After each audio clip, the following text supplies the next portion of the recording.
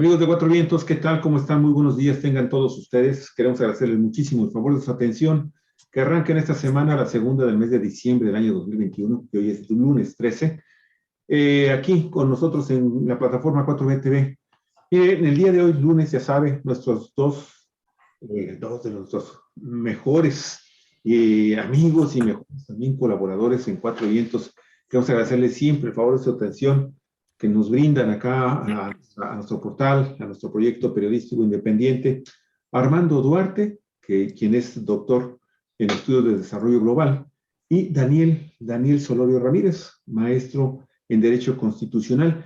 Y con ellos vamos a platicar hoy de un tema muy interesante porque pues está este debate de que si se está militarizando nuestro país, en qué consiste, finalmente hay que explicar en qué consiste este término de militarización de la vida nacional, cuál es el panorama que plantea Andrés Manuel López Obrador, el presidente de México, sobre este tema, y obviamente se está dando esa militarización. Galicia, bienvenida, buenos días. ¿Qué tal? Buenos días, muy buenos días, amigas, amigos de Cuatro Vientos. Buenos días, Armando y Daniel. Pues qué gusto de tenerlos de nuevo con nosotros y con este tema que ha causado tanto revuelo desde el inicio de la administración, cuando el presidente Andrés Manuel López Obrador propuso crear la Guardia Nacional, sometió a discusión del Congreso una reforma precisamente que diera la autorización para la creación de la Guardia Nacional y arranca desde el inicio con una gran parte de elementos militares y otros más que serían reclutados a lo largo de los 3 primeros años de gobierno, que ya van ahorita más de 100,000 elementos de la Guardia Nacional. Estaba en puerta una nueva propuesta del presidente de la República de otra reforma constitucional, porque está planteando, no sabemos en qué términos venga la propuesta aún, pero sí sabemos que está planteando ya que la Guardia Nacional pase a quedar inscrita en la Secretaría de la Defensa Nacional, bajo las órdenes de la Secretaría de la Defensa Nacional, aunque la Guardia Nacional puede o no tener un mando civil. Pero las críticas y la llamada, lo que nos llama la atención de este sexenio es el papel tan importante que está jugando el ejército, en general las Fuerzas Armadas, en muchísimas de las actividades fundamentales de esta administración. Están en la construcción de aeropuertos, están en la construcción también de 3 tramos del Tren Maya. De hecho, se plantea la creación de una empresa para que se hagan cargo permanentemente de la administración y vigilancia de estas obras estratégicas. Están en la remodelación de hospitales, en la construcción de cuarteles de la propia Guardia Nacional, en la construcción de sucursales del Banco de Bienestar. Participaron decididamente en el combate al huachicol, el robo de gasolina. Están participando en los programas de Sembrando Vida, en la vigilancia de este programa. Participaron obviamente en la distribución de la vacuna contra COVID-19 y van a participar, ya lo planteó el presidente López Obrador, en todo el programa de distribución de medicinas al Sistema Nacional de Salud, que es un lugar donde han encontrado un nudo fuerte de corrupción que ha impedido que se logre la meta de que todas las clínicas, hasta la más remota que exista en el último rincón del país, lleguen los medicamentos.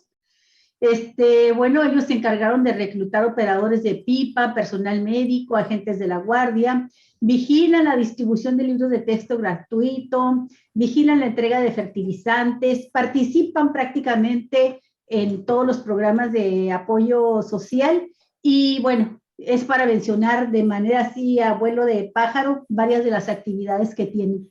¿Esto significa que el país se está militarizando? ¿Qué es la militarización de un país? ¿Qué diferencias podemos encontrar o similitudes, si las hay, en la participación que hoy tienen las Fuerzas Armadas con el gobierno de Andrés Manuel López Obrador y lo que existió en el pasado y en el pasado inmediato con Peña Nieto, con Calderón, ¿verdad? En el 68, por ejemplo. No, tengo en la pupila la imagen muy reciente, todos la tenemos, de López Obrador en este tercer informe de gobierno en el Zócalo Democrático le llamó, y pues no dejó de llamar la atención para quienes hemos estado en ese Zócalo muchas veces, ver ahí la presencia de los altos mandos de militares y el presidente resaltando el papel de este ejército, dice ejército del pueblo. Y pues yo en ese momento recordé el 68, cuando entraron los tanques militares, 1968, vísperas del 2 de octubre, y la represión del 2 de octubre. Entonces, pues lo planteo así de esa manera. ¿Quién quiere empezar de ustedes? Pues está Armando, porque Daniel Armando, se salió de Daniel se salió. Armando, ¿cómo ves tú? ¿Cómo ves tú este protagonismo y este papel cada vez mayor, esta presencia cada vez mayor de las Fuerzas Armadas en la administración pública? Bueno, yo creo que este protagonismo, como tú le llamas, de las Fuerzas Armadas en la vida nacional, tiene que ver con las circunstancias del momento, porque todo fenómeno tiene que ser así, analizado en el marco de sus circunstancias, es decir, con una mirada holística, porque no es un problema o un fenómeno que pueda ser juzgado, catalogado, valorado igual en todas partes. Digamos que un principio del método dialéctico en el estudio de los fenómenos sociales es de ver las cosas, los acontecimientos, en todas sus interrelaciones, no solamente las que tienen que ver con los factores externos, sino también con las situaciones internas. Y digamos que lo primero que yo diría es eso, no podemos analizar la militarización, como le llaman, de nuestro país, igual como se puede analizar la militarización en algún otro país. Son contextos distintos, circunstancias distintas y obedecen a razones distintas. Ahora bien, la militarización no es un concepto que tenga un solo significado. Hay, digamos, muchos significados implícitos. Hay desde quienes simplemente plantean que es una potencialización o un incremento en la presencia de las Fuerzas Armadas en la vida de un país, y quienes dicen que es cuando de plano las prácticas o las tácticas y estrategias militares se imponen en la vida pública de un país. Y en este sentido tenemos pues conceptos así como distantes, porque el primero es muy amplio y ahí en ese caso podríamos decir, efectivamente en México hay una potenciación de la presencia y la actuación de las Fuerzas Armadas en la vida nacional. En ese sentido cabría hablar de militarización. En cuanto a que son las tácticas y estrategias de carácter militar las que prevalecen en un momento determinado en la vida pública, pues allí no, porque para empezar, el ejército no es una organización, digamos, democrática, es una organización jerárquica, por su naturaleza, funciona de manera vertical, y en México tenemos un régimen democrático, hay un Congreso, hay un poder judicial, un poder ejecutivo, y hay poderes en todos los estados y municipios, en donde quienes quedan ahí son elegidos a través de un proceso democrático. Entonces, en ese sentido, no podríamos hablar nosotros de militarización. No son las estrategias militares ni las tácticas militares las que prevalecen en la vida pública del país. Ahora bien, aquí la cuestión, y lo dejaría para una siguiente intervención, es que también, y una parte muy importante que no se debe de dejar de lado, es tener la idea de lo que es el ejército mexicano, cuál es su génesis y la naturaleza de las Fuerzas Armadas de México, que son distintas a las Fuerzas Armadas de otros países. Sí. Armando, yo te quiero hacer una pregunta.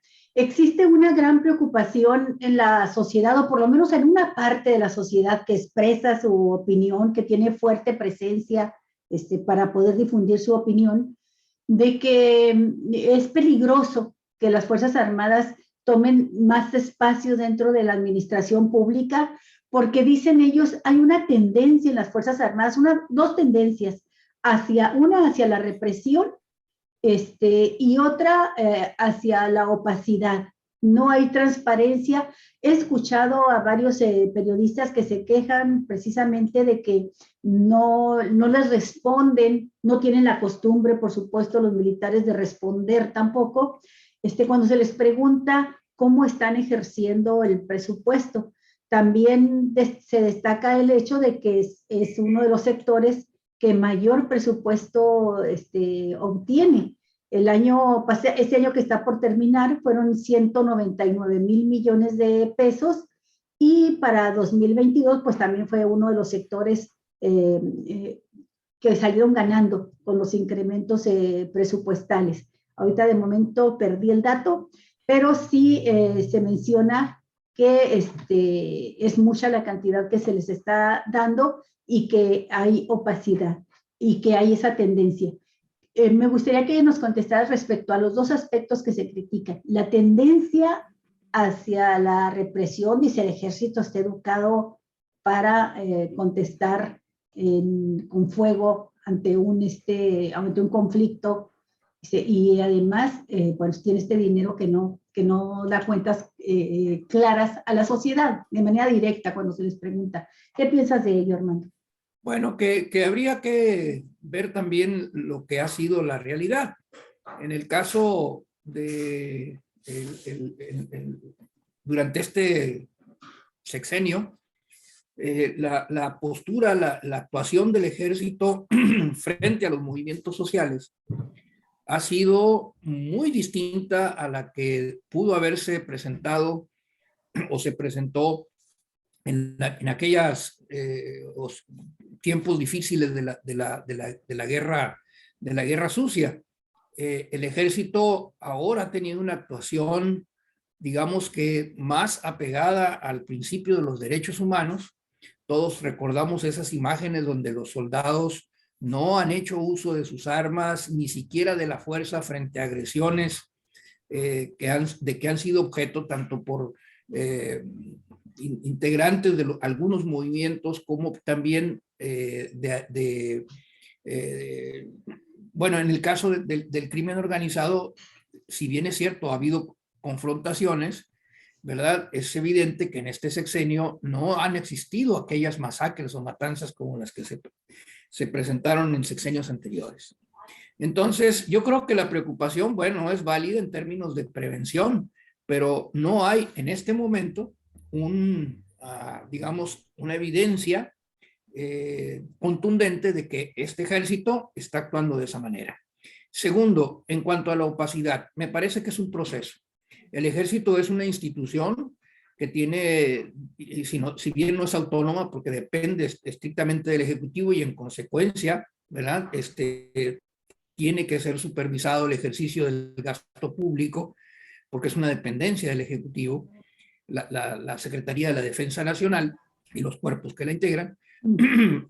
Creo que estamos viendo también un proceso de transformación en cuanto a que esa, digamos, ausencia del ejército o de los mandos del ejército en conferencias de prensa o en actos de esa naturaleza, antes era como una regla, pues ahora la regla es que están allí, están en las mañaneras, están en las entrevistas, están, es más accesible, vaya, el contacto, la posibilidad de entrevistar y dialogar con los mandos del ejército. Respecto del uso de los recursos, pues hay que entender que hay cosas que se pueden y cosas que no, porque se trata de las Fuerzas Armadas.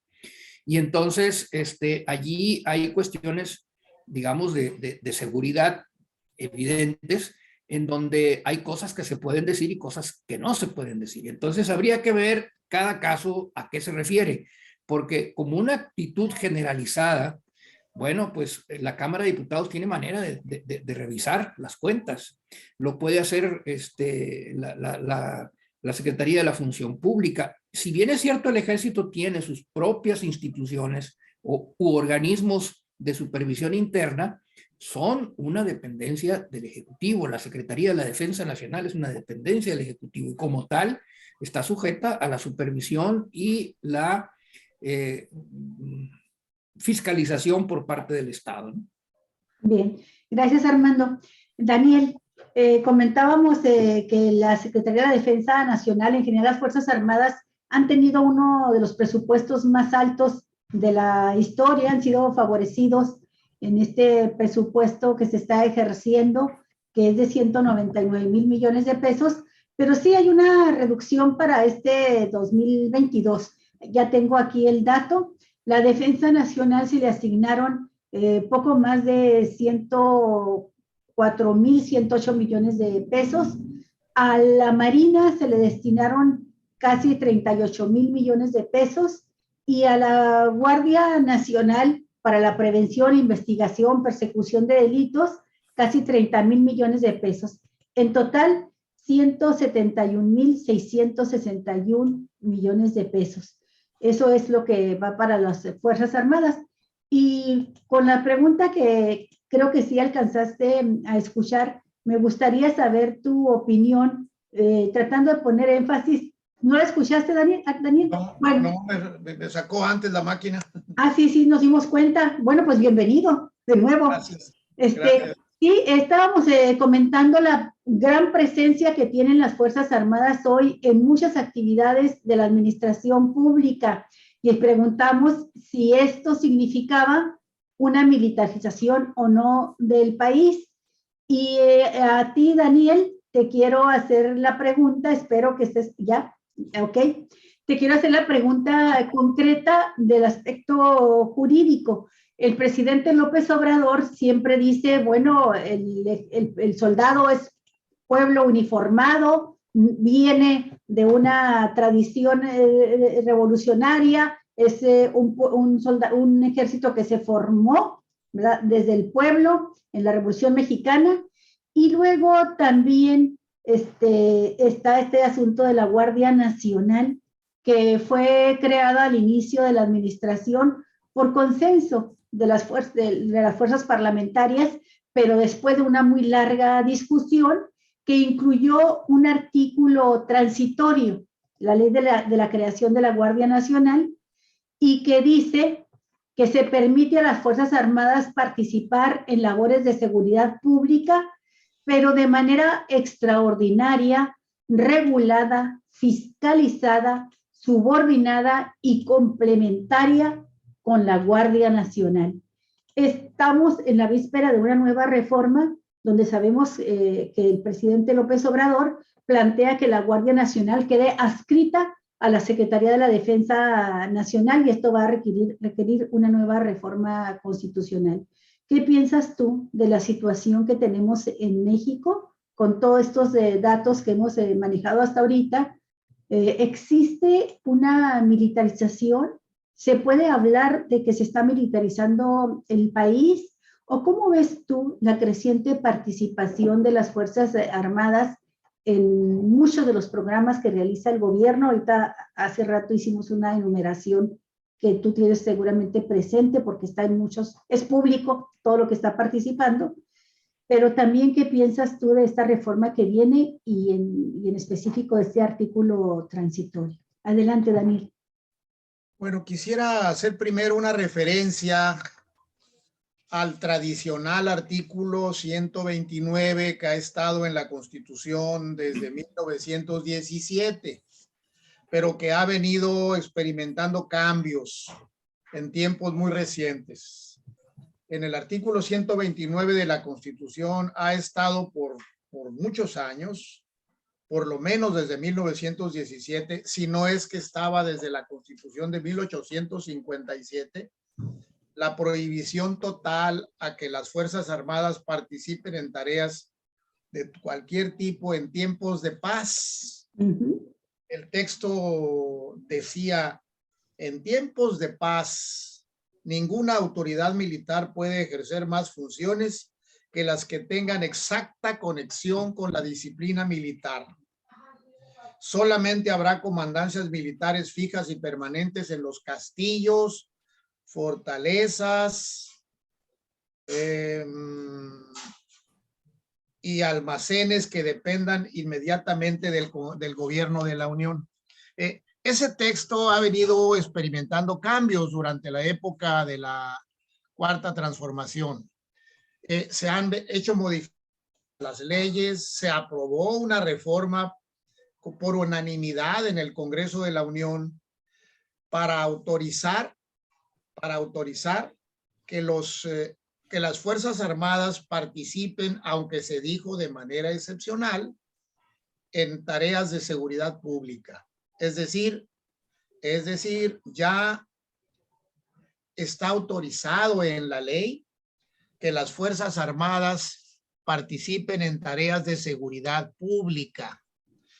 Aquí conviene trazar una línea divisoria, aunque sea difícil de advertir, de establecer sus contornos, una línea divisoria entre el concepto seguridad pública y seguridad nacional, porque según el orden jurídico vigente hasta hace no tanto tiempo, los militares, las fuerzas militares solamente podían encargarse de cuestiones de seguridad nacional, se decía. Por eso anteriormente a la Secretaría se le llamaba la Secretaría de Guerra. Hay que recordar que en algún tiempo se le llamó la Secretaría de Guerra. Sí. A los años se le llamó la Secretaría de la Defensa Nacional. Entonces, son conceptos bastante elásticos. ¿Qué es defender a la nación? Llega el gobierno de López Obrador y se encuentra con aquel baño de sangre que venía en el país llevándose a cabo con intervención, con enfrentamientos entre militares y narcotraficantes en todo el país, un gran baño de sangre en el que los militares estaban actuando al margen de la Constitución, al margen de la ley, enfrentados a los delincuentes, enfrentados a las fuerzas del crimen, y morían militares, morían soldados, morían marinos, morían delincuentes. El país se convirtió en un gran centro de enfrentamiento militar y delincuencial a balazos, intercambiando balas. Y bueno, ese fue el escenario que encontró el gobierno de López Obrador. Y encontró también que, por otro lado, la policía propiamente dicha estaba reducidísima. Había muy poca policía, muy pocas fuerzas policíacas preparadas para las tareas de seguridad pública. Los gobiernos estatales tenían también cuerpos policíacos muy endebles, los municipios ni se diga. Entonces el gobierno de López Obrador llega primero a promover una reforma importante al orden jurídico para que los militares estuvieran facultados para intervenir en la seguridad pública, y lo logra por unanimidad. Es importante destacar que la reforma se aprobó con el voto de todos los miembros del Congreso de la Unión, absolutamente. ¿Para qué? Para autorizar que los militares realizaran tareas de seguridad pública también. Posteriormente, el presidente expide un decreto que, por cierto, está impugnado ante la Suprema Corte. El decreto que expidió el presidente de la República para asignar de manera más específica actividades concretas a los militares fue impugnado y está en la Suprema Corte para resolución todavía desde hace más de un año, hace año y medio ya que está en la Corte. Una de las cosas interesantes es que la Corte se tarda muchísimo en sentenciar asuntos delicados. Algunos quisiéramos que fuera con más rapidez para saber a qué atenernos, pero bueno, la Suprema Corte tiene sus tiempos. Todavía no se ha dicho si es constitucional o no.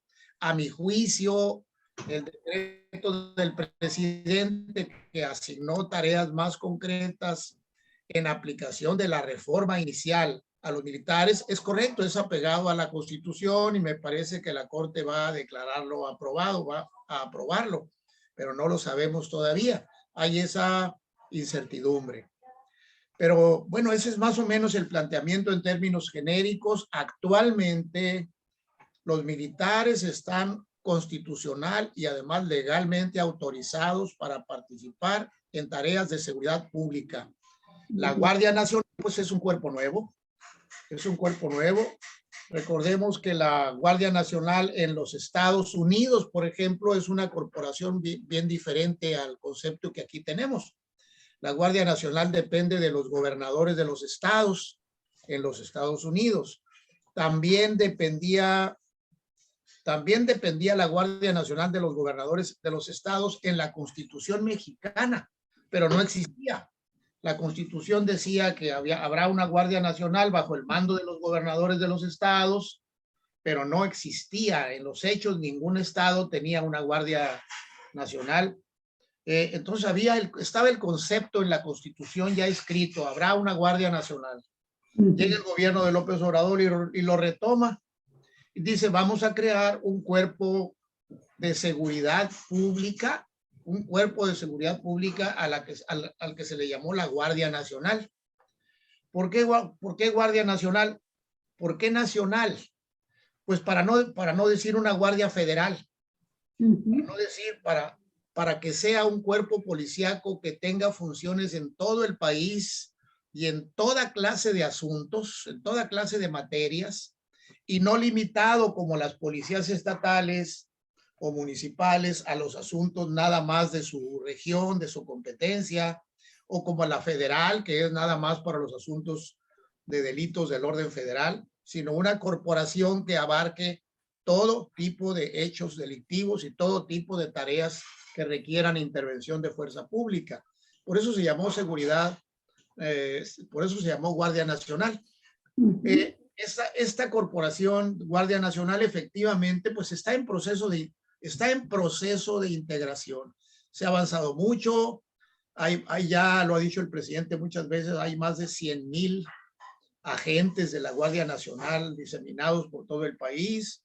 El presidente está promoviendo que se incorpore a la Secretaría de la Defensa Nacional. Ese es el punto que está en este momento en debate. Hay una iniciativa, no se ha abordado formalmente en el Congreso de la Unión, debe estar en comisiones. Ese es uno de los puntos altamente discutibles en el país. El presidente ha dicho que no quiere dejarla fuera de la Secretaría de Defensa Nacional porque el presidente tiene mucha confianza en que la Secretaría de la Defensa Nacional es el órgano más confiable que existe en el país, más confiable en materia de seguridad. Ahí en ese punto está el debate. Me gustaría mucho tener un poquito de más antecedentes del origen del ejército mexicano contemporáneo. Correcto. Porque creo que hay que, en estos casos tan polémicos, siempre la historia nos debe de marcar también una ruta y una forma de reflexionar para saber si una medida, como bien lo dice Armando, que es circunstancial por las condiciones en las que vive el país,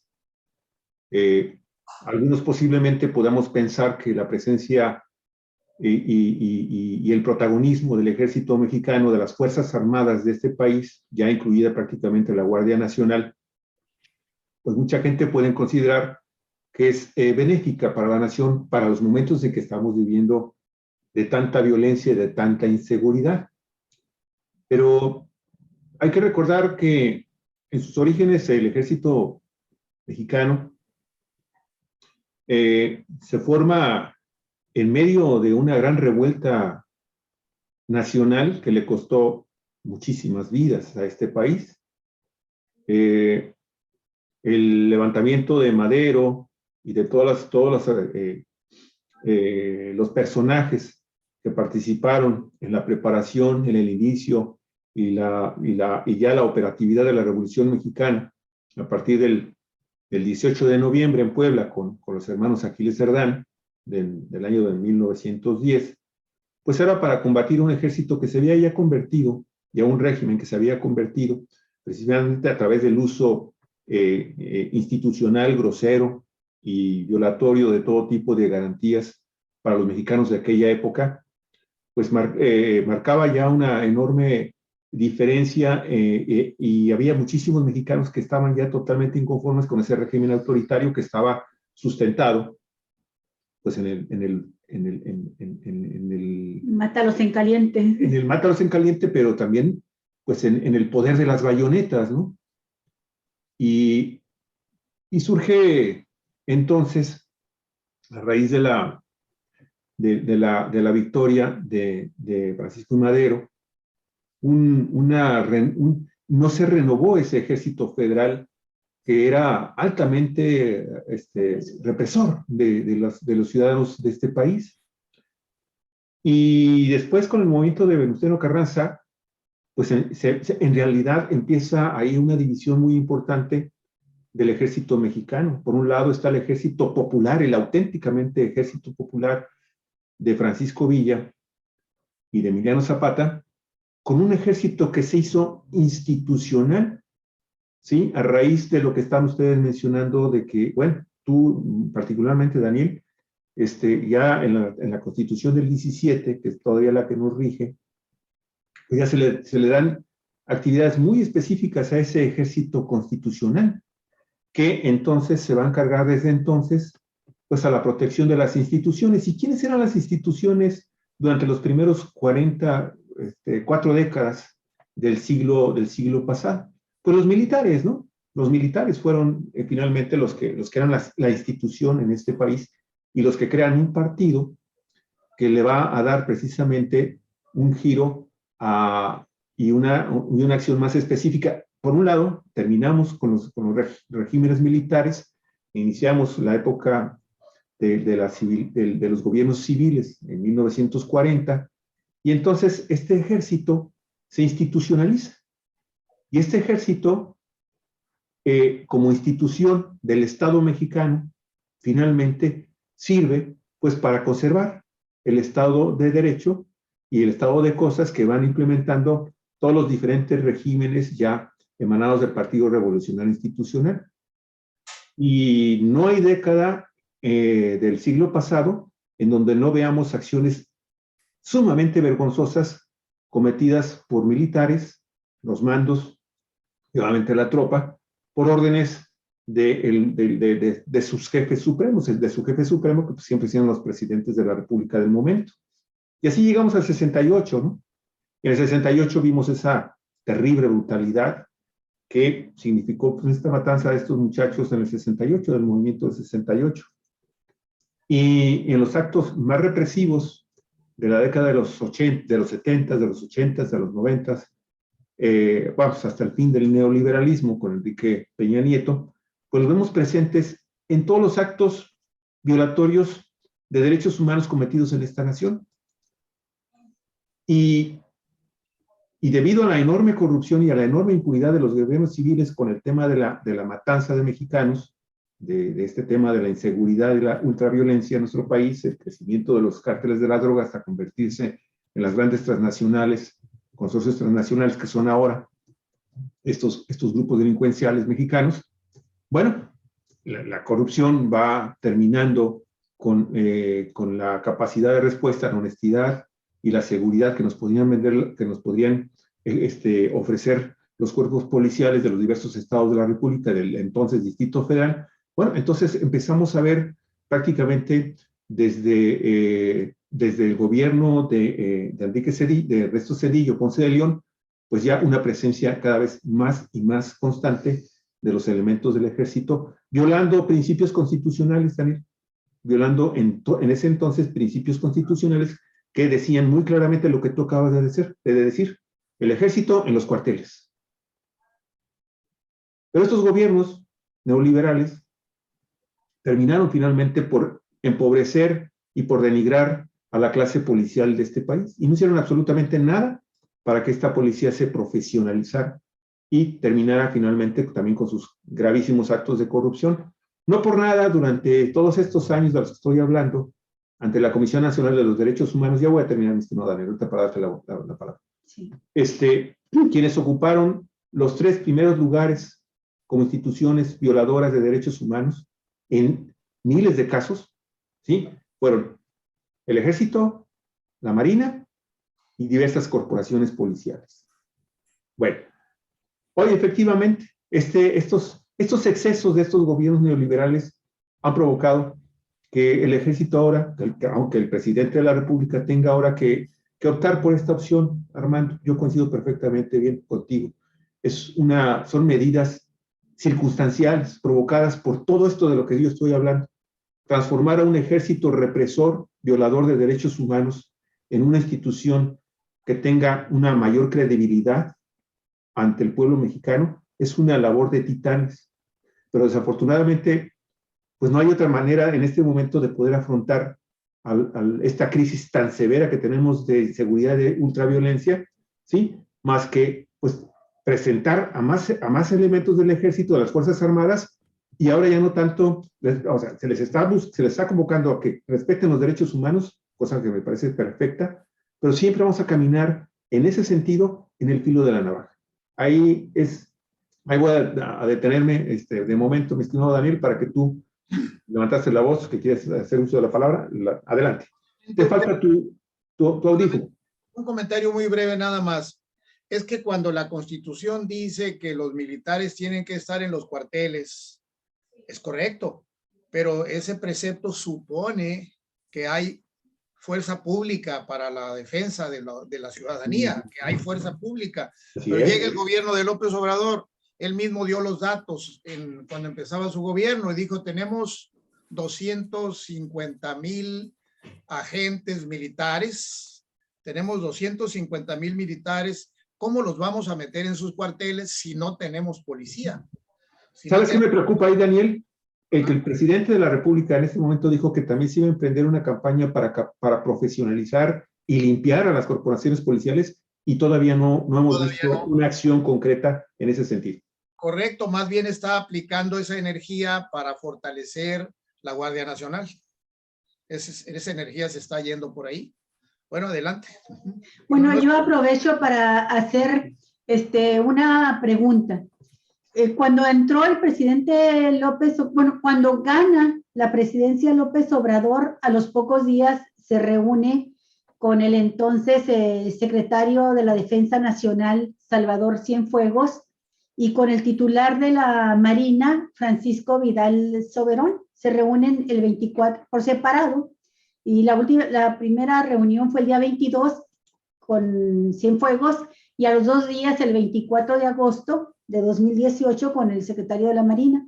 A partir de ahí cambia el discurso de López Obrador, quien en campaña había prometido, y no nada más en esa campaña, sino en las 3 campañas presidenciales, había prometido el regreso del ejército a los cuarteles. Pero después de esa reunión con los altos mandos militares, pues él dice que no puede retirarse el ejército, que la situación del país en seguridad pública, la violencia, ese baño de sangre que tú hablabas, Daniel, pues es terrible. Y entonces, en lugar de ello, es cuando se plantea, aunque la propuesta ya venía detrás, crear la Guardia Nacional, pero que permanezca el ejército también frente a tareas de seguridad. Yo tengo ahorita una gran duda, una inquietud respecto a qué fue lo que sucedió con el Estado Mayor Presidencial. Cuando llegó el presidente López Obrador, de las primeras medidas que tomó fue la desaparición de ese Estado Mayor Presidencial, y creo que muchos mexicanos, mexicanas nos alegramos porque ese Estado Mayor Presidencial representaba la parte más corrupta del ejército y también altamente represora, violadora de los derechos humanos. Hoy, en esta semana, nos damos cuenta de que la Guardia, el Estado Mayor Presidencial no fue cancelado, eliminado, que dice está en un receso, entró a un receso. Legalmente, eso fue lo que escuché en uno de los programas de Carmen Aristegui la semana pasada y me quedé pensando qué significa legalmente que este Estado Mayor Presidencial entre nada más en receso. Eso sí me parece muy preocupante, muy preocupante. Y preguntarte, Armando, si tú consideras que en esa reunión donde le dieron un diagnóstico al país de la situación, al presidente de la situación que tenía el país, López Obrador habrá tomado plena conciencia de lo difícil que estaba, y la información que le dieron debe haber sido de tal tamaño que dijo, esto no tiene más remedio, hay que continuar. Deben haberle dado un informe también de cómo estaban las policías que existían al momento. Y hay que recordar que no solamente desapareció la Guardia, el Estado Mayor Presidencial, sino que dentro de las corporaciones policíacas desapareció la Policía Federal. La Policía Federal disque preventiva. Pero esta Policía Federal tenía 40,000 elementos, lo ha dicho López Obrador siempre. Y de esos 40,000 elementos, 20,000 eran administrativos, solamente 20,000 operativos. Pero además, también ha dicho el presidente, era una corporación muy podrida, muy podrida.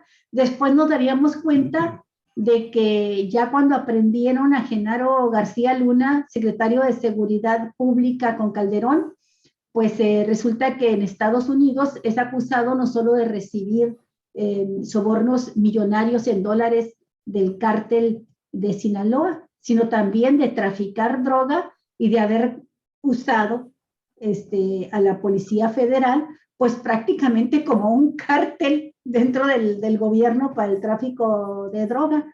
Entonces, ¿cómo, con quién haces un nuevo cuerpo policíaco? Pues la Guardia Nacional que venía siendo la propuesta de López Obrador, pero que adquiere este carácter más militarizado, y pienso que sí hubo un diagnóstico muy duro del país que le presentaron al presidente electo, entonces, hoy presidente constitucional, de lo que estaba sucediendo con toda la violencia, el narcotráfico, la corrupción, la infiltración en los mandos policíacos. ¿Tú qué piensas, Armando, sobre eso?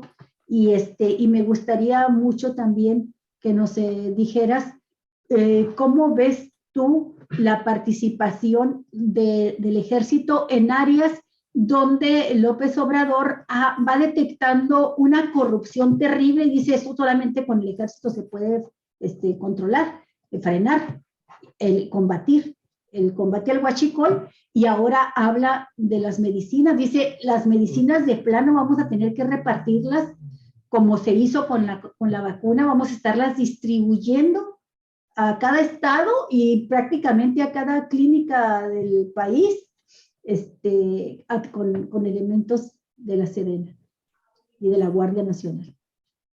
Sí, bueno, yo no conozco, no tengo información respecto a cuál fue el contenido de esas pláticas, esas reuniones que mencionas con los titulares del anterior régimen, de la Secretaría, perdón, del Ejército y de la Marina.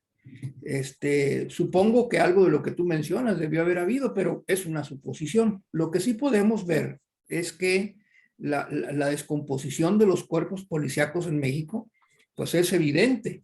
Las pruebas han ido aflorando, tú lo mencionaste ahorita.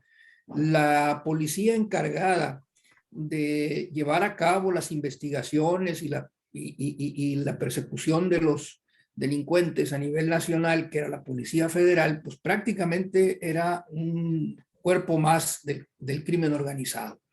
Y en esas circunstancias no se podía combatir el sistema, la situación de inseguridad con una policía así.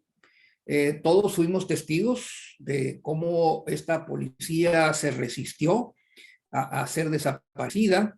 A mí me tocó padecerlo una vez que fui a la Ciudad de México, que no estuve a punto de perder mi vuelo de regreso a Baja California porque la Policía Federal estaba bloqueando los accesos al aeropuerto. Hubo una gran resistencia, se defendieron como gato boca arriba porque había algo allí, pues, ¿no? Y además no querían que saliera toda la podredumbre que se encontraba. Después de eso vino la detención de García Luna y hoy ya todos sabemos lo que es o lo que era la Policía Federal.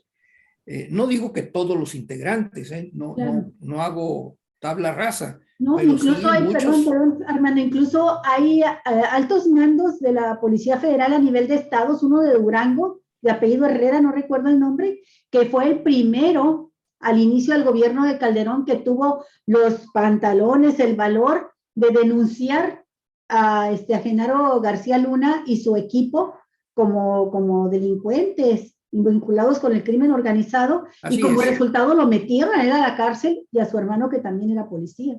Así es. O sea, no todos, pues, pero ciertamente el cuerpo como tal estaba en estado de descomposición.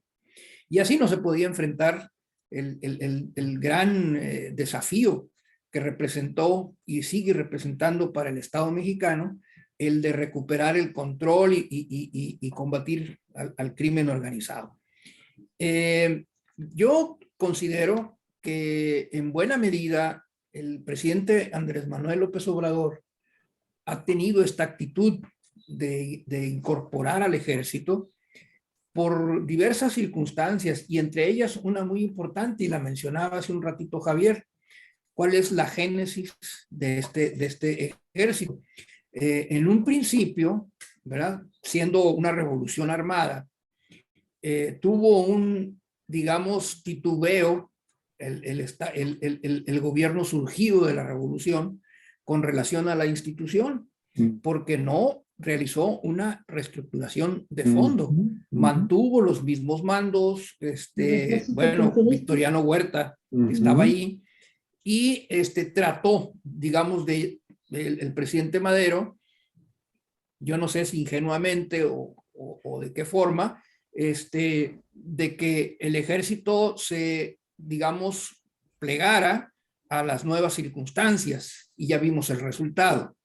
Entonces, verdaderamente el ejército mexicano se empieza no a reestructurar, sino a recomponer a partir del momento en que se da el golpe de Estado y que Venustiano Carranza lanza el famoso Plan de Guadalupe, ¿no? Que da inicio a la segunda etapa de la Revolución Mexicana y conforma lo que se llamó el ejército constitucionalista. ¿Verdad? Y entonces aquí se empieza a recomponer el ejército y a reconstruirse sobre bases distintas, en donde ya la casta militar del porfiriato que había permanecido en los primeros años de la revolución, pues prácticamente resultó desplazada por completo. Esto es un acontecimiento histórico muy peculiar en América Latina. Si nosotros revisamos los procesos históricos de otros países de América Latina, la mayoría, ellos no tuvieron esta circunstancia. Por eso, por ejemplo, cuando se habla de militarización en Chile, bueno, estás hablando de un cierto tipo de militarización, porque en Chile el ejército chileno jamás sufrió un proceso de recomposición y reestructuración profunda como lo experimentó el ejército mexicano. Aquí fue un renacimiento, no fue una reestructuración, fue un renacimiento. Y entonces todas esas redes, complicidades y grupos que se van conformando en toda organización, y el ejército no es excepción, como en el caso de Chile, por ejemplo, en México no pasó. Aquí hubo una recomposición total. Y esta circunstancia, porque ningún otro país de América Latina tuvo después de su guerra de independencia una revolución como la nuestra. La nuestra fue una revolución social. Y en los otros países pudo haberse hablado de revoluciones políticas en el sentido de que llegaban al poder grupos con visiones distintas, pero no fueron producto de un levantamiento armado. Aquí, revolución y ejército revolucionario, después de lo que pasó en 1913, van de la mano, van de la mano. Por eso cuando Andrés Manuel habla, el ejército mexicano es pueblo uniformado, no es una simple frase vacía, tiene un fuerte contenido histórico.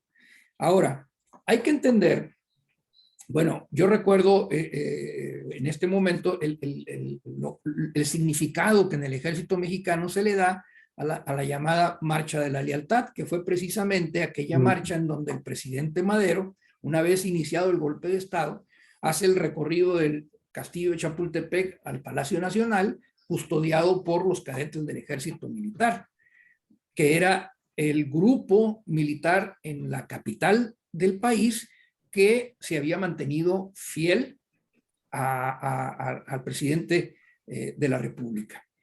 Ahora bien, no hay que dejar de ver también que este proceso que así inició, después tuvo otras vicisitudes, porque durante la época de la Segunda Guerra Mundial y después de la misma, en pleno auge de la Guerra Fría, las Fuerzas Armadas de todo el continente, y particularmente de Latinoamérica, sufrieron un proceso de reorientación, no solamente en el campo militar, sino en el campo ideológico.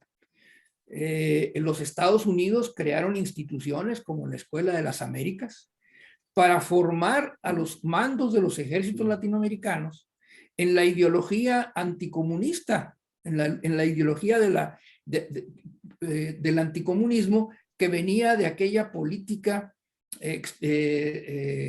o principio de política exterior del gobierno de Estados Unidos llamada la contención, que era dejar a los comunistas encerrados en su lugar, no permitirles pasar. Bueno, pues de ahí viene la guerra de Corea, lo de Cuba y todo lo demás. Incluso hasta el golpe de Estado en Chile. En ese sentido, las Fuerzas Armadas empiezan a sufrir un proceso de, digamos, adoctrinamiento, de adoctrinamiento político. Así es. Y el ejército mexicano no fue la excepción. Muchos altos mandos del ejército mexicano fueron discípulos o estudiantes, ¿no? Egresados de esa Escuela de las Américas. Formados allá en Estados Unidos. Y los egresados de ahí tienen una mentalidad. Bueno, lo vimos en un discurso, ya estando López Obrador en el poder, de un militar en retiro que hizo un llamado ahí que causó revuelo, ¿no? Sí, dentro del ejército mexicano hay un sector así. Y es un sector que estuvo dominando las Fuerzas Armadas durante un periodo de tiempo. Pero ¿qué sucede? Sucede que cuando se establece incluso hasta un ritual para el recambio en los altos mandos de las Fuerzas Armadas, en los secretarios, pues en este caso el secretario de la Defensa. Y ese ritual implicaba que los anteriores le presentaban al presidente una lista de opciones. Bueno, ¿cuál fue la postura de López Obrador? La postura de López Obrador fue no aceptar la recomendación y escoger él, después de un estudio de los perfiles de todos los que podrían ser nombrados secretarios de la Defensa por el rango que tenían, se decide por Luis Crescencio Sandoval. El ensenadente de Crescencio Sandoval, del que no había en su currículum, dice el presidente, ni un solo caso de participación en algún acto violatorio de defensa, violatorio de los derechos humanos. Y entonces tenemos que entender este tipo de situaciones como ese proceso de un nuevo proceso de transformación del ejército, de las Fuerzas Armadas mexicanas, que tiene implicaciones en ese sentido, pero que también significa buscar una reorientación. Porque miren, los ejércitos nacionales, en los estados nacionales, tienen como función principal la defensa de la soberanía nacional para en caso de un conflicto bélico con otro país. Bueno, pero eso fue el resultado de una circunstancia de hace siglos. Por lo menos uno, o poco más, ¿no? Cómo se empiezan a constituir los ejércitos nacionales a la par que se van conformando los estados nacionales. Recordemos que en Europa los estados nacionales se consolidan como un fenómeno político continental hasta el siglo XIX. Y en el caso de México también el Estado Nacional se consolida a partir del siglo XIX con la Constitución del 57 y tiene un proceso de consolidación que va hasta después de la Revolución, ¿no? Y entonces bajo este precepto se organiza o se constituyen las Fuerzas Armadas de México con el antecedente de la Revolución Mexicana, que es muy importante, sigo insistiendo. En ese sentido, no puede pensarse que la función del ejército mexicano solo puede ser la defensa de la soberanía nacional. Yo creo que hay un replanteamiento de, bueno, ¿y cuál debe ser la función? ¿Para qué queremos un ejército de más de 200,000 personas que cuesta dinero utilizarlas para tenerlo metido en los cuarteles esperando a ver si va a haber una invasión o si el país decide invadir a otro? Evidentemente, con una política exterior como la que ha caracterizado a México de pacifismo, pues se plantearía, pues hay que quitar el ejército, hay que desaparecerlo y crear otra cosa, como Costa Rica, por ejemplo, ¿no? O como, bueno, el Japón después de la Segunda Guerra Mundial. Entonces, o como en Suiza, me parece, ¿no? Donde no hay ejércitos no hay formales. ejército. Y en Costa Rica, Así o no es. había, se acaba de formar una pequeña fuerza así como Guardia Nacional. Exactamente. Entonces, habría que reformular. ¿Para qué queremos un ejército? Nosotros no somos un país que invada, y si nos tenemos que defender, pues en todo caso, pues ni modo que de Guatemala o de algún país de Centroamérica, sería con Estados Unidos. Y en este caso, pues, ¿qué ejército podemos tener que haga frente exitosamente a esa situación? La verdad es que no se puede. Entonces, a mí me parece que se está tratando de hacer un uso más, voy a plantearlo en esos términos, racional de nuestras Fuerzas Armadas. Bueno, si es gente entrenada, es gente capacitada, tiene ciertas habilidades, ¿en qué se pueden utilizar en la vida civil? ¿No? Claro. En una situación de transición, de emergencia, ¿verdad? Porque los militares, lo dije yo en alguna ocasión, ¿verdad? En la parte logística son gente muy preparada. ¿Por qué? Porque en una guerra la logística es fundamental. Y entonces todo esto de ver cómo vas a llevar suministros de un lugar a otro, como es caso de las medicinas, por ejemplo, ¿no? O las ayudas en momentos de desastres naturales, no hay mejor fuerza que la del ejército para llevarlo a cabo, con eficacia, porque pueden organizarse, no lo dudo, otro tipo de instituciones, pero a falta de experiencia, a falta de equipo, el costo sería mucho mayor.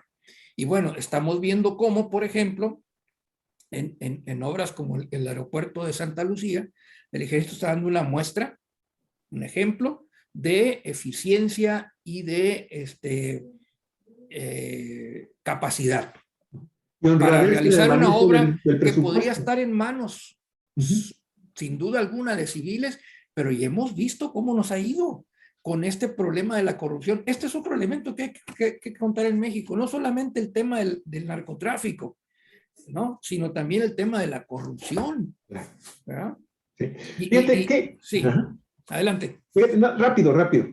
Qué interesante todo lo que acabas de decir, Armando. Viene a consolidarle y a darle una fuerza teórica muy interesante a lo que habíamos planteado anteriormente. Es fundamental también entender por qué instituciones defensoras de los derechos humanos internacionales, con sus asegúnes, ¿no? Porque ya sabemos que muchas de estas, como el Observatorio de los Derechos Humanos que radica ya en Washington, en Estados Unidos, pues está totalmente orientado a defender los intereses de los Estados Unidos y de las naciones del grupo de los 8 en el mundo, ¿no? Pero es importantísimo señalar que por qué también un sector de la población de México no está de acuerdo con lo que está sucediendo en este momento, en que la circunstancia de violencia y de corrupción y de impunidad, finalmente, sí, ya termino rápido, se da esta presencia mayor y mayor operatividad del ejército, mencionando que el tema también de la Guardia Nacional, no hay que olvidar que aquí hay también un asunto que no debemos también dejar de pasar por alto. Poquito más del 80% de sus elementos finalmente no salieron de la población civil como era la idea original del presidente de la República. Ustedes recordarán que cuando estaba anunciando la creación de este organismo de seguridad, dijo, vamos a lanzar una convocatoria para que los jóvenes se incorporen, mujeres y hombres se incorporen a la Guardia Nacional. Más del 80%, poco más del 80% son elementos de las Fuerzas Armadas de este país. ¿sí? Y estamos hablando de una fuerza que creo ya contempla, son 120,000 personas ya en la Guardia Nacional en este momento, de las cuales el 80% provienen de las Fuerzas Armadas de México. Pero es bien interesante que no perdamos de vista, digo, instituciones como Amnistía Internacional, Artículo 19, hay muchísimas organizaciones a nivel mundial que nos están sacando a relucir que el derecho moderno, contemporáneo, más actualizado, no está recomendando que los ejércitos entren a cubrir funciones que realizan los gobiernos civiles en gobiernos democráticos. Pero bueno, aquí está el tema de que tenemos una circunstancia muy especial en nuestro país y bueno, ni modo, de momento aunque caminemos siempre por el lado más delgado de la navaja, porque esto que acabas de recordar, Armando, de este general que en los primeros, general Gaitán, en los primeros meses del gobierno de Manuel López Obrador, obedece a la oligarquía y a la plutocracia nacional, que son de derecha y muchísimos también de ultraderecha. No hay que olvidar esa situación, porque esta derecha y esta ultraderecha en países de Latinoamérica y en otras naciones de Asia Central y de Asia han provocado y han generado golpes de Estado en sus naciones. En el caso Brasil, en el caso latinoamericano está Brasil, está Chile, está Uruguay, está Paraguay, está en Centroamérica, ni se diga, en fin. Y han derrocado gobiernos democráticos, electos originalmente por su población. Y ese es el gran problema que todavía tenemos también en el ejército mexicano. Ahí está un sector en el cual yo incluiría a este general Cienfuegos, a este exsecretario de la Defensa Nacional, que también viene a demostrarnos y a recordarnos que hay un sector también en el ejército mexicano que está infiltrado por las fuerzas del tráfico transnacional de todo tipo de delitos de gran impacto a nivel mundial. Armando, le paro porque tú ya te vas a ir. Sí, desgraciadamente tengo una cita médica y tengo que salir en unos minutos.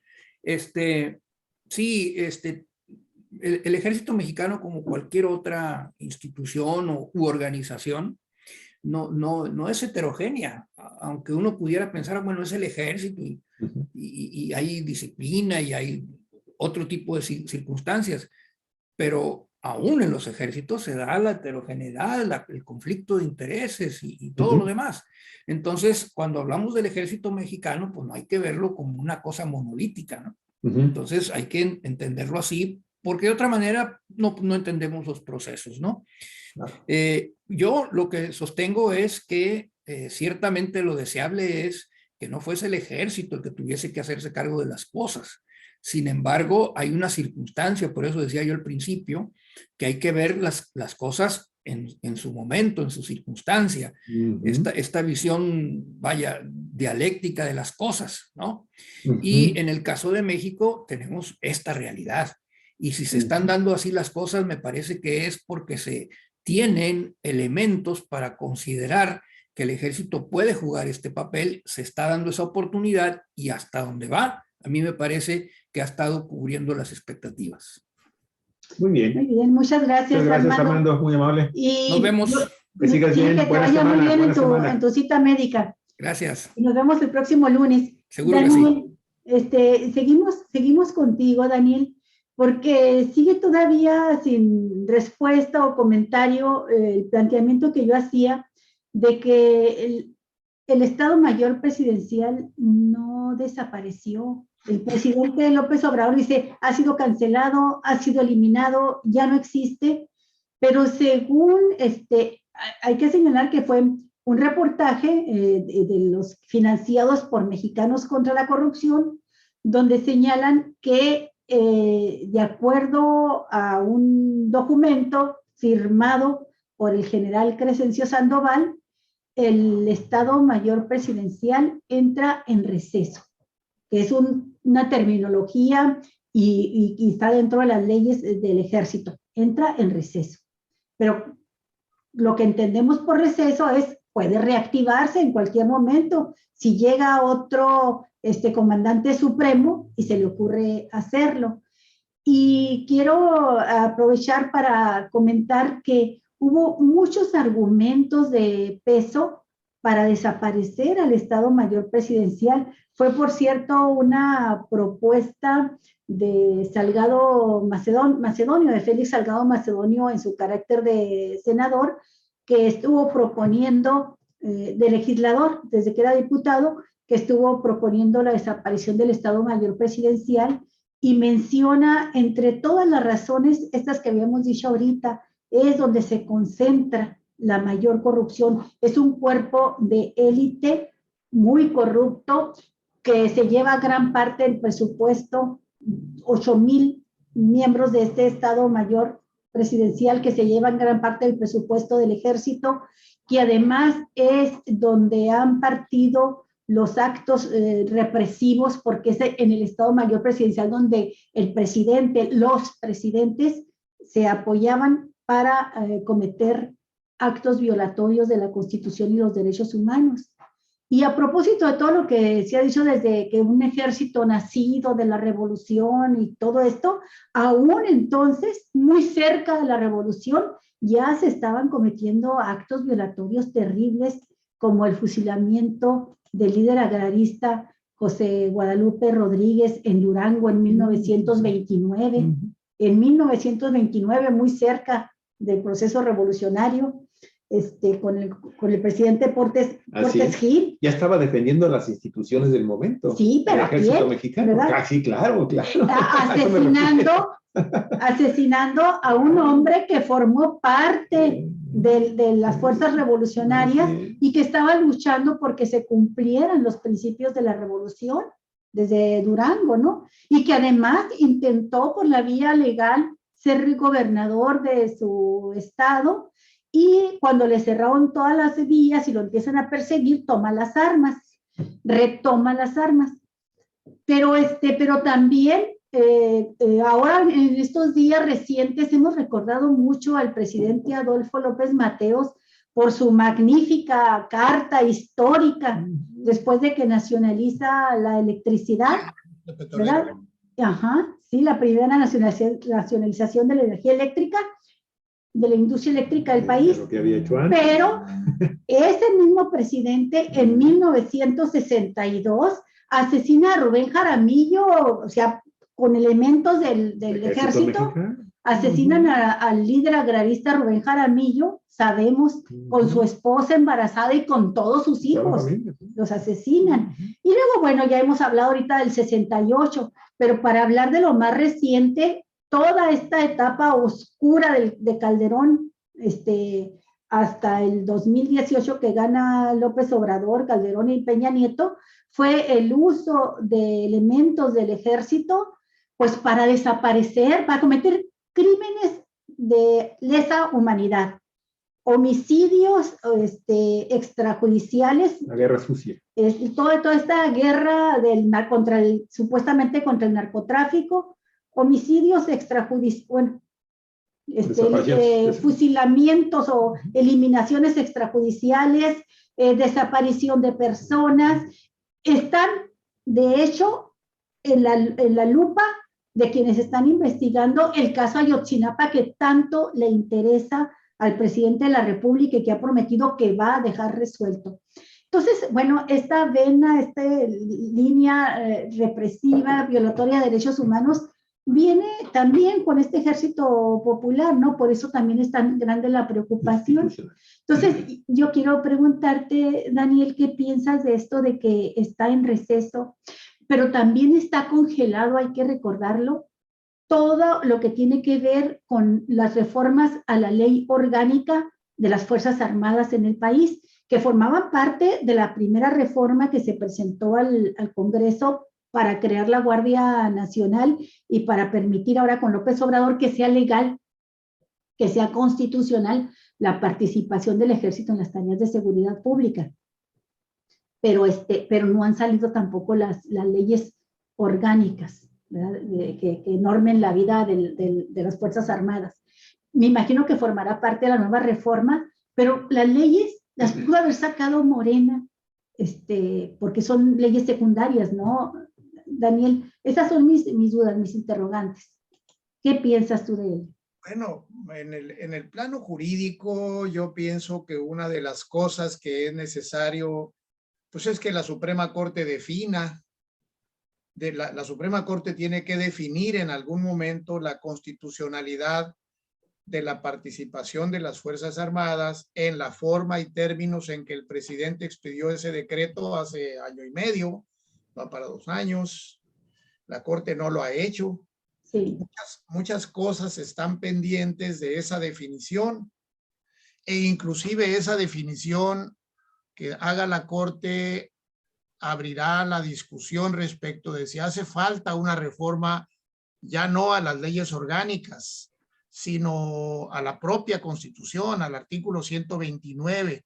Recordemos que el 129 sigue vigente como estaba, pero se le agregó un artículo transitorio.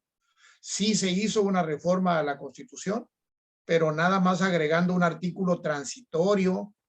En la propia norma constitucional se agregó un transitorio para dar lugar al ingreso de las Fuerzas Armadas legalmente hablando, constitucionalmente válido en el tema de seguridad pública. Se colgó, diríamos, de un artículo transitorio todo el trabajo que los militares están haciendo ahora. Entonces, bajo esa misma idea, no tengo información, no conozco el reportaje que tú señalas del receso del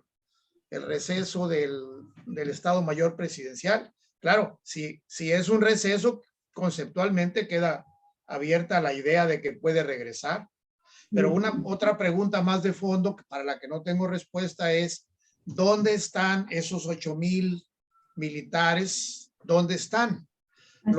Para ser miembro del Estado Mayor Presidencial se requería ser un militar importante, no cualquier soldado entraba ahí. Entonces, ¿dónde están esos 8,000? Eso no lo sabemos tampoco. Y creo que toda esa indefinición tiene que ver con que la Suprema Corte no ha resuelto sobre la constitucionalidad de la participación de los militares en la actividad de seguridad pública. Ojalá que ya la Corte resuelva pronto, que el presidente haga uso de su facultad de pedirle que lo haga con prioridad. Hay que recordar que desde hace 10 años se estableció en la Constitución y en las leyes secundarias que el presidente tiene la facultad de pedirle a la Suprema Corte que resuelva con prontitud cualquier litigio que tenga en sus manos. Sí. Está dentro de esas posibilidades decirle, Suprema Corte, deja todo lo demás que tienes ahí y ponte a resolver esto. Este tema es muy importante para la marcha de la nación, así que resuélvelo pronto. Eso sería deseable que se hiciera porque de ahí dependen muchas otras reformas, inclusive la necesidad de reformar o no la propia Constitución, reformar o no el artículo 129, que sigue redactado como estaba desde hace mucho tiempo y que solo se le agregó un artículo transitorio.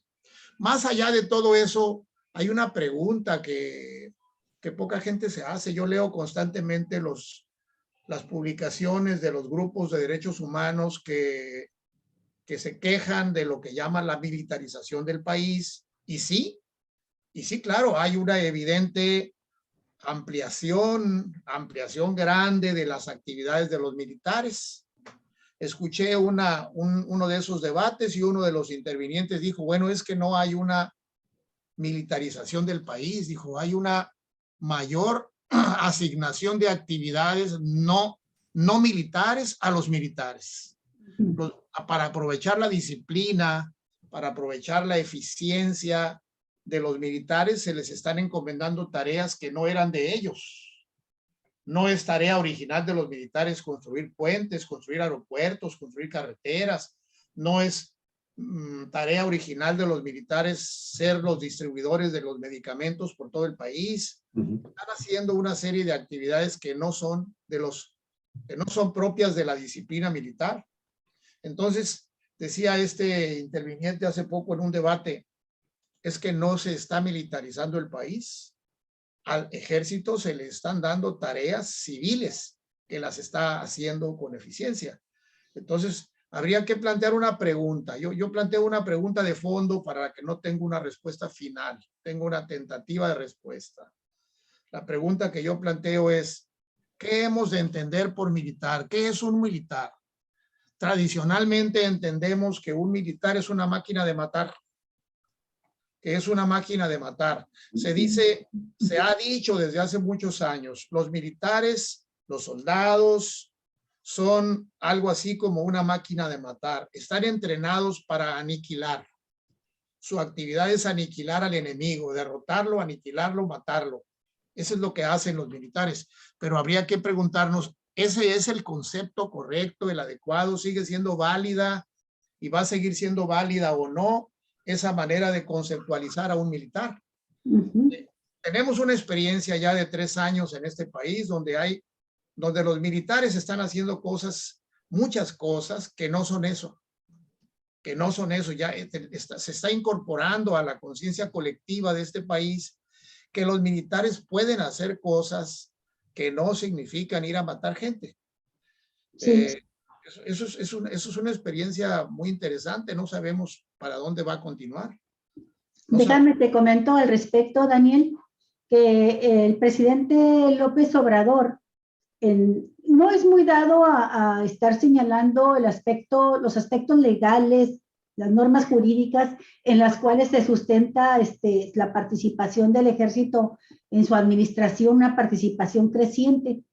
Pero sí dijo ya en algunas ocasiones que se ha amparado toda esta participación de militares en la ley orgánica del propio ejército, que en su artículo primero, fracción 4, refiere como una de las funciones de la institución castrense, y luego aquí viene ya textual, realizar acciones cívicas y obras sociales que tiendan al progreso del país.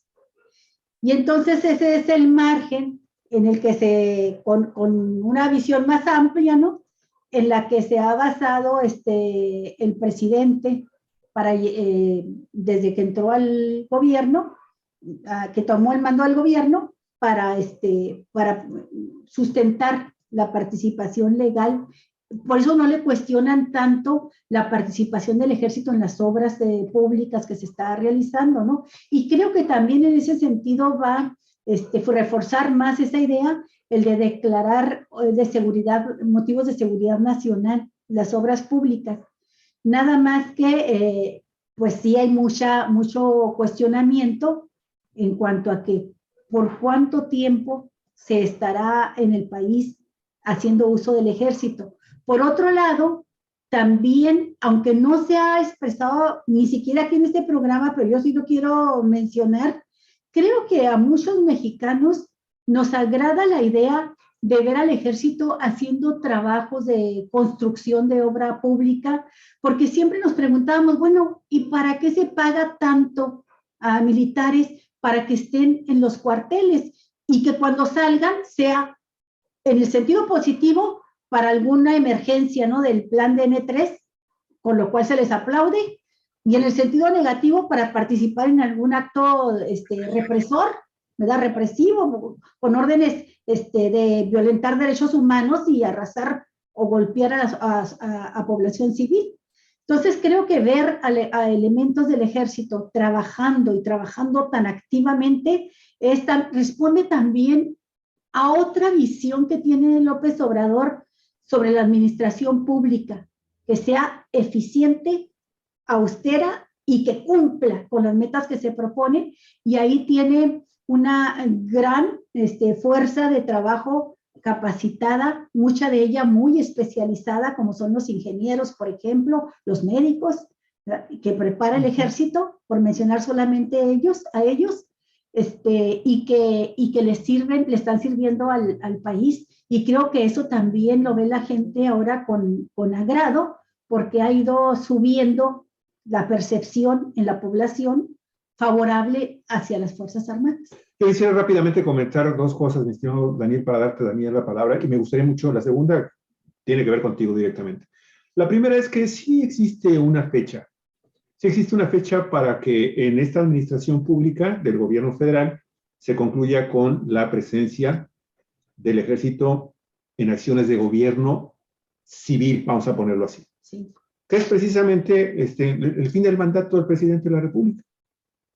En un principio, dijo, incluso cuando estuvo creando la fuerza de la Guardia Nacional, precisamente por eso surge la Guardia Nacional, para suplir o complementar las actividades de seguridad pública en este gobierno, a los policías, ¿no? Ayudarlos, a la policía preventiva y a la policía que investiga delitos del fuero común o del fuero federal a través de las policías federales.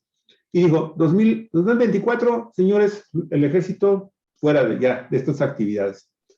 Esa es una de las cosas que preocupa, porque cada vez vemos que hay más actividades en las cuales está participando el ejército y en actividades que anteriormente nada más estaban acotadas por los civiles. Claro, ahí está lo que hemos hablado en este programa. Las circunstancias de este país son bien, bien especiales y bueno, a lo mejor habrá mucha gente que le dé el visto bueno al presidente López Obrador por estar haciendo lo que está haciendo en este momento con las Fuerzas Armadas. Pero tú preguntabas que no existe una definición de lo que es un militar. Amnistía Internacional dice, militar se refiere a las personas, armamentos y todo aquello que integre directa e inseparablemente de un ejército o de unas fuerzas armadas. Su misión fundamental, pero no exclusiva, es defender la soberanía y la integridad territorial del país al que pertenece mediante el uso de la fuerza, de las armas, de ser necesario. Ok. Aquí te va un caso muy concreto de, a veces, cómo quizás más que definir lo que es un militar, tendríamos que consolidar este concepto de soberanía nacional o seguridad nacional, que también ha sido objeto de comentarios aquí en este programa. Porque tal y como venía funcionando el ejército mexicano, a través de estos gobiernos neoliberales, profundamente neoliberales, ocurrió aquí en Ensenada. Y ocurrió en el año 2011-2012, con la administración municipal de un priista que se llama Enrique Pelayo Torres. Enrique Pelayo Torres decidió cobrarle a Sempra Energy, a través de su filial en México, y Enova, quien a su vez tiene una empresa aquí en Baja California que se llama Energía Costa Azul, ¿sí? Decidió cobrar un impuesto, porque para él se habían violado diversos reglamentos de carácter municipal y también pues se les había dado todo a cambio prácticamente de nada para el municipio de Ensenada. En general era para todo el país, pero a él le interesaba, y era su ámbito, el tema municipal. Y hubo un grupo de ciudadanos que decidieron apoyarlo como haya sido, ahora sí que aquí sí, haya sido como haya sido, pero se trasladaron a las instalaciones de Sempra Energy, aquí en Energía Costa Azul, 20 kilómetros al norte de la ciudad y puerto de Ensenada, a manifestarse. ¿Qué crees que sucedió, mi estimado Daniel? A lo mejor tú recuerdas eso. El gobernador le llama al presidente de la República en turno, en ese momento, que era Felipe Calderón, y Felipe Calderón, con la mano en la cintura, le ordena al secretario de la Defensa Nacional, ¿sabes qué? Te me vas a las oficinas de la empresa transnacional, bueno, de la empresa nacional proteger mexicana, a Sempra ¿sí? Energy, ¿no? Porque lo que están haciendo estos manifestantitos es poner en riesgo la seguridad nacional, porque la política energética, ¿sí?, representa los intereses de la nación y están poniendo en riesgo la seguridad nacional cuando su presencia y el hecho de que están poniendo candados a la entrada de Sempra Energy, aquí en Energía Costa Azul, ¿sí?, porque están poniendo en riesgo la salida del gas hacia su destino, que era Estados Unidos y la termoeléctrica acá en Playas de Rosarito. Pues llegan los militares y vámonos, señores. Este es un asunto de carácter seguridad nacional y se amenazó al presidente municipal si continuaba con estas actitudes, le iba a costar muy caro. Él nos ha comentado, en diversas ocasiones nos comentó que tuvo muchos problemas de carácter familiar, incluso después de que tomó esa decisión, que era de lo más elemental en cuanto a justicia. ¿Sí? Pero fíjate cómo entonces este término y este concepto de soberanía nacional y seguridad nacional, ahorita porque tenemos un gobierno que pues tiene una idea muy diferente de lo que es la soberanía y la seguridad pública, pero ahí está siempre la amenaza de que regrese la derecha, la ultraderecha en nuestro país, al gobierno. Y un ejército ejemplar, ¿sí? Si no regresa a sus cuarteles en el 2024, sí sería muy interesante conocer, mi estimado Daniel, tu punto de vista de si se requiere algún tipo de candado de carácter jurídico antes de que termine esta administración pública para asegurarnos de que el ejército en el 2024, en diciembre del 2024, regresa realmente a sus cuarteles a realizar lo que la Constitución le dice, aunque ya se modificó también la Constitución, eso también hay que sopesarlo. Y si se requieren todavía algunos cambios en la legislación del Ejército Mexicano, de las Fuerzas Armadas de este país, para entonces, si en el 25 el nuevo presidente o la nueva presidente de este país deciden continuar con la política de López Obrador en esta materia, pues tenga entonces un respaldo legal que impida de nueva cuenta a muchos mexicanos confrontarse con este tema tan apasionante. En la respuesta, Daniel, para que incluso sirva ya para ir cerrando el programa, yo quiero agregar el hecho y pedir tu opinión sobre el hecho de que el presidente de la República no solamente esté utilizando al ejército para realizar tanta obra pública, todos sus programas sociales y la obra pública fundamental, pues está participando el ejército, sino que también ya anticipó la creación de una empresa dentro del ejército mismo para administrar el aeropuerto o los aeropuertos. Estamos hablando de 4 aeropuertos y también el Tren Maya.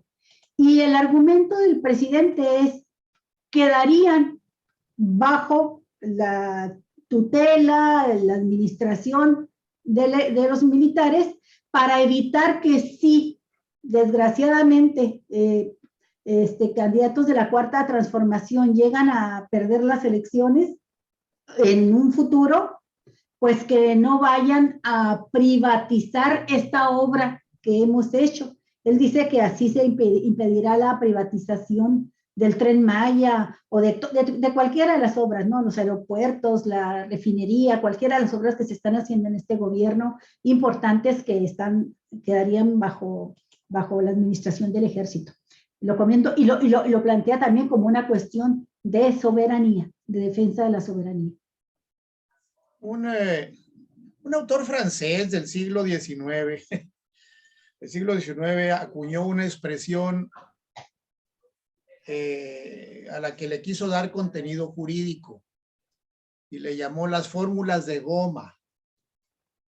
Las fórmulas de goma: interés nacional, seguridad nacional, utilidad pública, seguridad pública, bienestar general y muchas otras expresiones de ese tipo. Les llamó François Genis fórmulas de goma que están ahí y que son indispensables.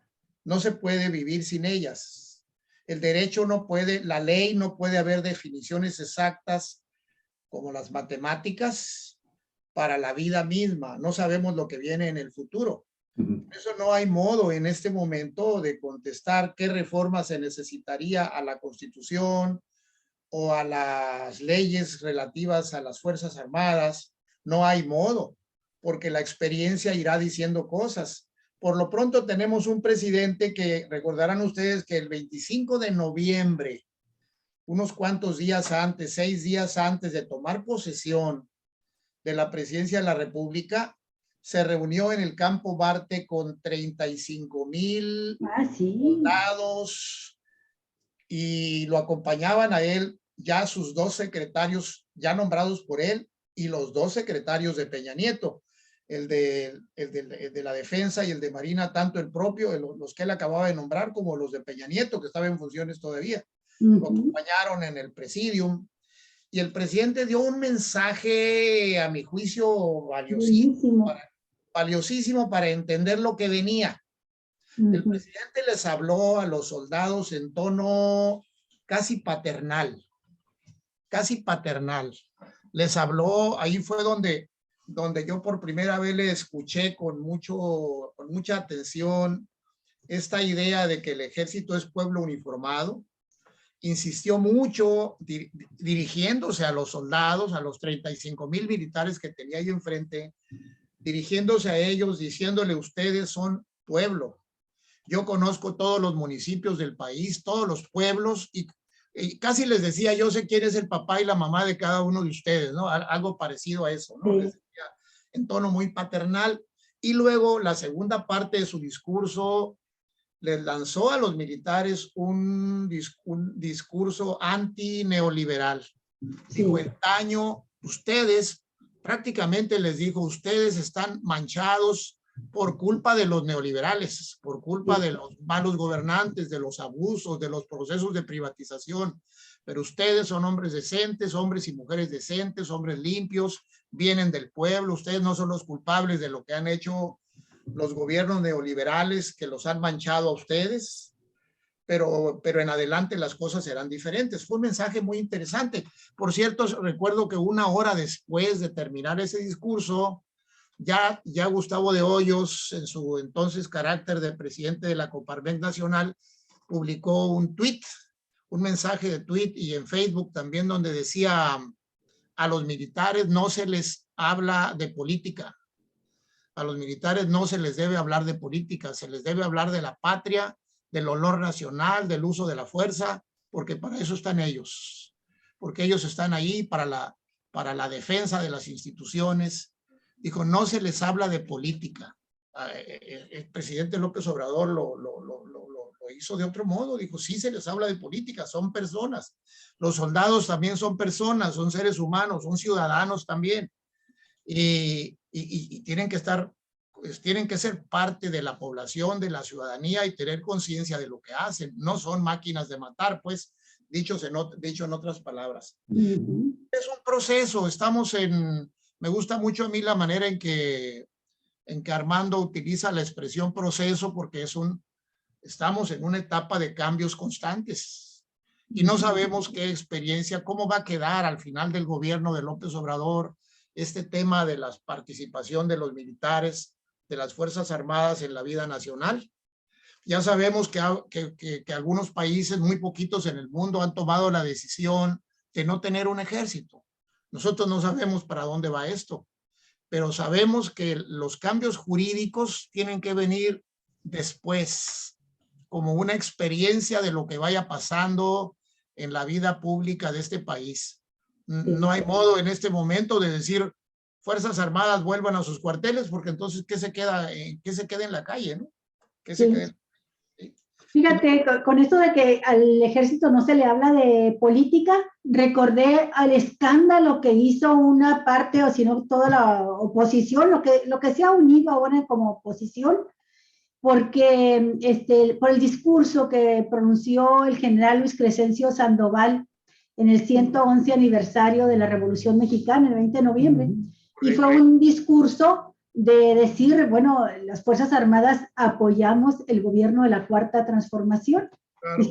Y bueno, lo criticaron de estar hablando de política, pero no dijeron nada ni hicieron referencia al discurso que pronunció el mismo general Crescencio Sandoval un año antes, cuando dijo: es evidente que, refiriéndose a los militares, que no anhelamos ningún poder, porque dependemos del Ejecutivo, a cuya autoridad nos subordinamos por ley y por la decisión democrática del pueblo mexicano, pero sobre todo por convicción. Con esa subordinación al poder civil, cumplimos las misiones generales que tenemos asignadas y trabajamos en proyectos prioritarios encaminados al desarrollo de nuestro país sin que ello signifique perder nuestra naturaleza o razón de ser.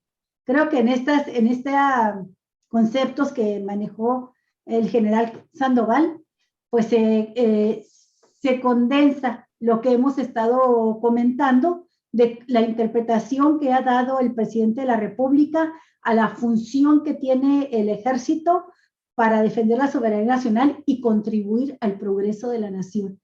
Y por otro lado, el hecho de que son tareas que les está dando el presidente de la República y no son tareas o áreas o espacios de poder que esté exigiendo el ejército, que esté pidiendo el ejército, sino que la autoridad civil, que al mismo tiempo es comandante supremo, pero en su carácter de presidente de la República, les está dando tareas a ellos. Y ellos se subordinan, dice el general Crescencio Sandoval, subordinados al poder civil, cumplimos estas misiones. Sí, si me permiten mi última intervención ya, porque vamos, hay que recordar que la seguridad pública, la seguridad nacional es un asunto del Poder Federal. La seguridad pública es un asunto compartido por los gobiernos municipales, estatales y federal. Ese es el orden constitucional establecido. Está compartida la tarea de seguridad pública y las líneas divisorias entre la competencia municipal, estatal y federal no son claras. No son claras prácticamente en nada. Por eso se requiere eso que es la coordinación, la colaboración constante. Y bueno, dentro de ese contexto se dio, ya es una nota chusca, ustedes saben mucho más que yo, el abrazo de Tijuana, ¿no? El abrazo. Te iba a preguntar de eso, Canico, ya nada. Mira, me leíste en la mente, te iba a preguntar exactamente, la verdad estaba esperando para pedirte una opinión de lo que pasó con el tema de la visita de López Obrador. Nunca en mi vida imaginé yo una escena donde el presidente ordena, yo lo digo así, ordena así es, a la gobernadora y a la presidenta municipal de Tijuana darse un abrazo. Sí se lo dieron por órdenes del presidente. El abrazo de Tijuana, pues dijo la periodista, ¿no? La reportera que le hizo la pregunta al presidente, cuando él le dijo, ¿ya ves lo que provocas? Le dijo, así es que provoca la abrazo. Y entonces la reportera le dijo, fue usted, presidente, y se lo agradecemos mucho, para ver si ya se ponen de acuerdo. Porque efectivamente, sí. Oye, Daniel, pero la respuesta fue esta. Ajá.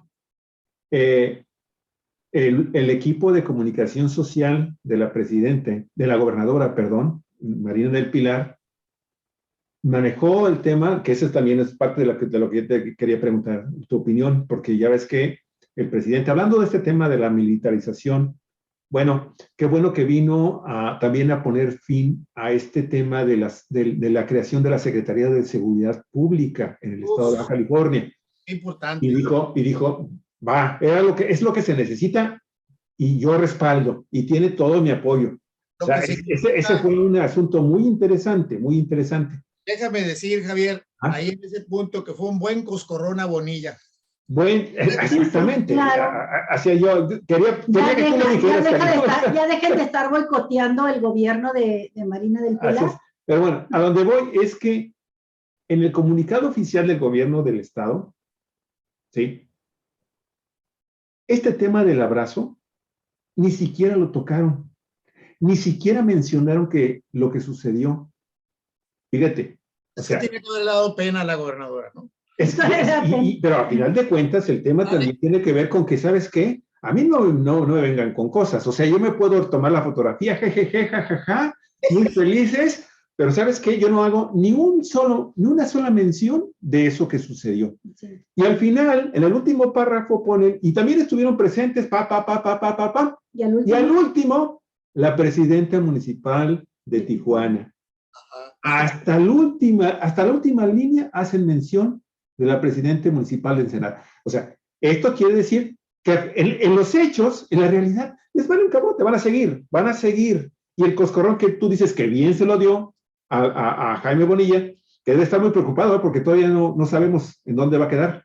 Sabemos que algunos exgobernadores, ya lo dijo López Obrador allá, creo que fue en Chihuahua, se van a ir de embajadores.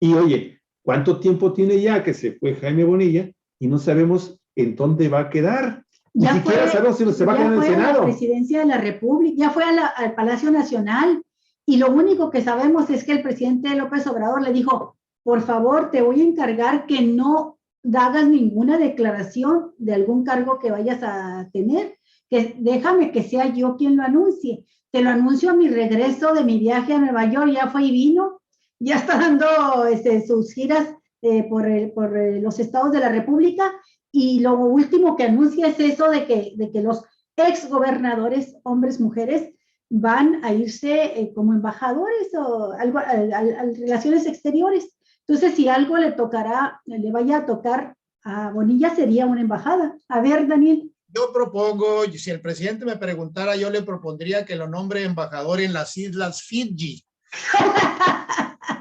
Que es el mismo lugar donde fue nombrado embajador Luis Echeverría por José López Portillo allá en aquellos días. Bueno, te me adelantaste, Carico. Oye, Daniel, pero fíjate que ese papel conciliador que hizo López Obrador aquí con la presidenta municipal de Tijuana y la gobernadora, venía de hacerlo de Chihuahua también, con dos fuerzas políticas contrarias, ¿no? Con la gobernadora María Eugenia Campos, Maru Campos, y con el delegado, superdelegado, que fue contrincante de María Eugenia por Morena, Juan Carlos Loera, y que ha estado muy crítico a la panista. Bueno, también les pidió ahí conciliarse, llevarla bien para sacar adelante a Chihuahua, y ellos no se dieron un abrazo, se dieron este saludo de COVID, ¿verdad? De que se ponen las manitas así en puñitos, ¿no?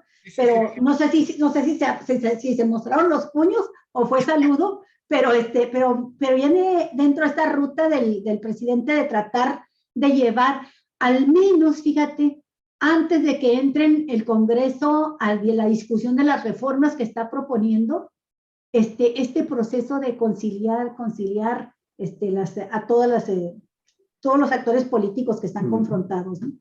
Pues uno que tiene que poner en paz es Jaime Bonilla, que todavía hace 2 o 3 días sacó otro video ahí lanzando mensajes. Ay, qué pena con ese señor ya. Así es, así bueno, es.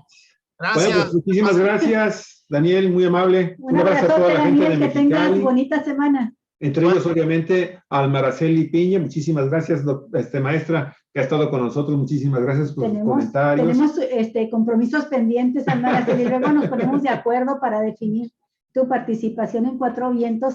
Propóntelo como un propósito, valga la redundancia, un buen propósito de año nuevo. De fin de año, así es. Vamos a ver si tenemos esa oportunidad.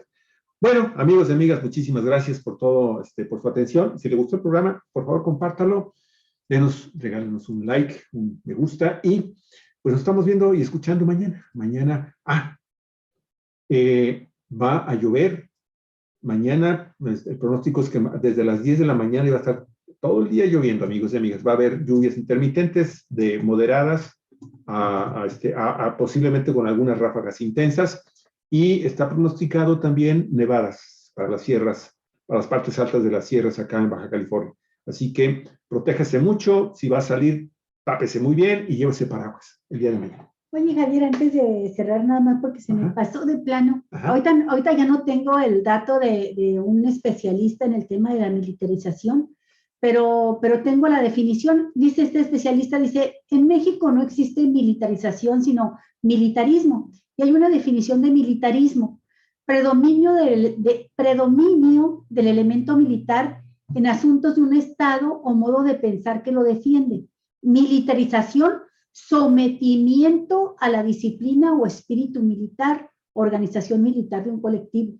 Entonces dice, no, aquí no es el poder civil que se está sometiendo al poder militar, son los militares quienes están teniendo una función mayor bajo las órdenes de un civil, y eso se llama militarismo. Dice. Militarismo. Sí. Militarismo, no militarización. Entonces la palabra a la que hay que tenerle mucho miedo, amigos y amigas, es la militarización, porque eso ya presupone un golpe de Estado. Sí, y no sabe usted las consecuencias trágicas para una nación cuando hay un golpe de Estado duro interpuesto dado Por la por los fuerza de las militares, armas armadas. Cuidado, ahí sí. Amigos y amigas, muchas gracias, buen provecho a todos y hasta mañana. Cuídense mucho. Hasta mañana.